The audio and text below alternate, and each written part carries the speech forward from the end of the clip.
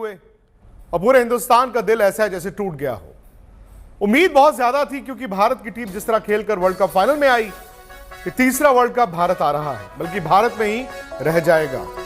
हमें लगा कि वो 12 साल का इंतजार खत्म हो जाएगा। 19 नवंबर नरेंद्र मोदी स्टेडियम में भारत ऑस्ट्रेलिया को धूल चटा देगा, लेकिन ऐसा हुआ नहीं। अब एक तरह से आप ये कह सकते हैं कि यार बेटर टीम जीती, जो टीम डिजर्व करती थी वो जीती। आप ये भी कह सकते हैं कि भारत की टीम ने 10 मैच बड़े जबरदस्त खेले, we are proud of the team. या फिर आप ये भी कह सकते हैं कि जब तक आप 100% जीत ना हो तो वर्ल्ड कप मिलता नहीं है। आप ये भी कह सकते हैं कि फाइनल में जरूर भारत गया, लेकिन वही पुरानी दिक्कत, वही पुरानी कमजोरी बार बार टीम के सामने आ जाती है। आज मेरे साथ 2 वर्ल्ड चैंपियंस हैं और इस पूरे वर्ल्ड कप के दौरान आपने आज तक पर, स्पोर्ट्स तक पर इनको सुना भी है। और मैं तो हमेशा ये कोशिश करता हूं कि वर्ल्ड चैंपियंस की ब्रेन मैपिंग की जाए, मतलब उनके जहन में घुस के उनसे पूछा जाए इनके जमाने में टीम कैसे जीती थी। 2007 वर्ल्ड T20 में हरभजन सिंह थे, 2011 वर्ल्ड कप की टीम में थे, Suresh Raina 2011 world cup team में थे, फिर 2013 चैंपियंस ट्रॉफी टीम में भी थे, जो आखिरी भारत की जीत थी आईसीसी टूर्नामेंट में 2013। तो इन लोगों के लिए आसान क्यों होता था कि जैसे ही वो एक बड़ा मैच है ये जीतते थे, और इस टीम के लिए मतलब पिछले 10 साल से दिक्कतें क्या आ रही हैं कि 10 साल में भारत 5 आईसीसी फाइनल खेला है और सब एक तरफा हारा है। क्या ये स्किल पे बात आ जाती है या फिर ये बात जो है साइकोलॉजिकल है? क्योंकि अगर इसी तरह हालात रहे तो भाई फिर अगला वर्ल्ड कप कब आएगा?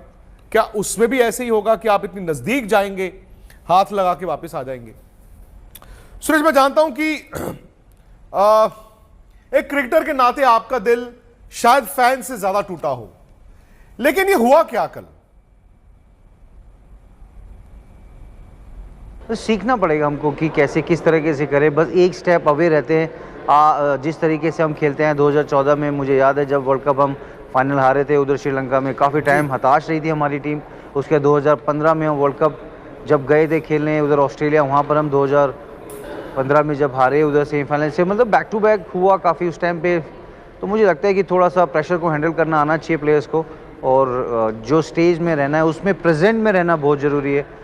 कभी कभी हम टू फार अहेड सोचते हैं कि और पास्ट में चले जाते हैं, पर आई एम श्योर कि वो सारे प्रोफेशनल एथलीट हैं, they know how to do their best.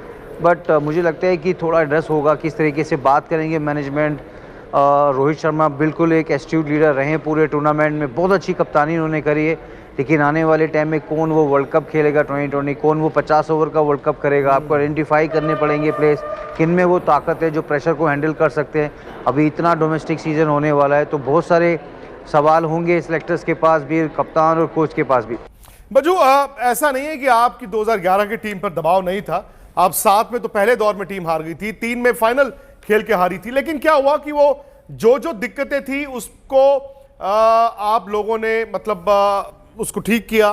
फिर आप 2011 में आए, उस वक्त भी तो उम्मीदों का पहाड़ था, पूरा हिंदुस्तान कहता था वर्ल्ड कप जीतना है। इस बार भी वैसे ही था, और मेरा तो ये मानना है कि ये ऊर्जा भी बनती है। लेकिन आपको लगता है कि नॉकआउट गेम्स में जो पिछले 10 साल में चल रहा है, ये ऊर्जा की बजाय इतना दबाव लेकर आता है, खिलाड़ी उस दिन उठते हैं, एक डेस्परेशन होती है पूरे मुल्क को जीतना जीतना जीतना, और आप ज्यादा कोशिश करते हैं और ज्यादा कोशिश के चक्कर में आपके हाथ पैर फूल जाते हैं?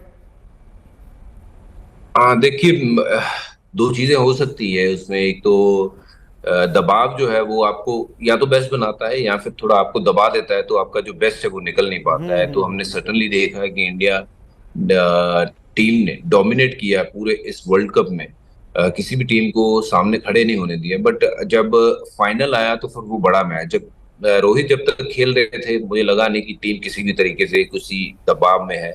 बट रोहित के आउट होने के बाद जैसे फिर 3 विकेट गए, उसके बाद सडनली जो वो 8 रन प्रति ओवर हम भाग रहे थे ना, वहां से धीरे धीरे धीरे धीरे करके हम 3.5-4 पे आ गए। तो वहां बहुत बड़ा डिफरेंस क्रिएट हो गया, क्योंकि हम कहाँ 8 पे भाग रहे थे और कहाँ हम 3.5-4 पे आ गए, 4 पे आ गए। तो वो जो था ना फेज, मुझे लगता है कि वहां हमने थोड़ा सा बेहतर क्रिकेट खेलते, 6 सवा 6 पे भी रहते तो भी 280 के करीब रन बनते इस पिच पे, तो मुझे लगता है कि things would have been different. और आई बिलीव थोड़ा प्रेशर तो जो है वो फाइनल का ज्यादा ही होता है। पर ये बात भी पक्की है कि फाइनल आपको खेलने का मौका तभी मिलता है आप जब आप बहुत निडर होके खेल के आप फाइनल तक पहुंचे हो। और वैसी ही उम्मीद थी कि ये टीम जो है निडर टीम है और ये जो जीतेगी, इस और ये टीम ने सबसे किया बड़ा है। शायद मौका था।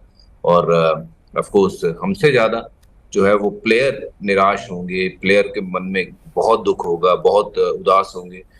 मैं समझ सकता हूँ उस फीलिंग को, but I I believe that कि ये शायद हमने ये बहुत बड़ा मौका जो है हमारे हाथ से जाने दिया है। और ये ऑस्ट्रेलियन टीम, मैं नहीं मान सकता हूँ कि ये भारतीय टीम से बेहतर टीम है। हालांकि ये वर्ल्ड कप जीत गए हैं, पर मुझे लगता है कि भारत बेटर टीम थी, तगड़ी टीम थी, बट जीत नहीं पाए क्योंकि एक ही कारण, शायद प्रेशर जो है ना वो ऑस्ट्रेलियन ने बेटर हैंडल किया और उन्होंने दबाव वापस इंडियन टीम पे डालते ही गए। बॉलिंग में करिए तो या जो फिर आप बल्लेबाजी में करिए, आप देखेंगे कि उन्होंने जो हर उस पहलू को जीता जो एक रिक्वायर्ड होता है मैच जीतने के लिए। तो ऑस्ट्रेलिया 6 टाइम्स वर्ल्ड चैम्पियन बन गए और अपने घर पहुंच गए। हार के बाद इंडियन टीम भी अपने अपने घर पहुंच गए, लेकिन प्लेयर्स भी बहुत उदास रहेंगे और हर जगह उनसे ये सवाल किए जाएंगे कि क्यों, कैसे हार गए, क्या हुआ था।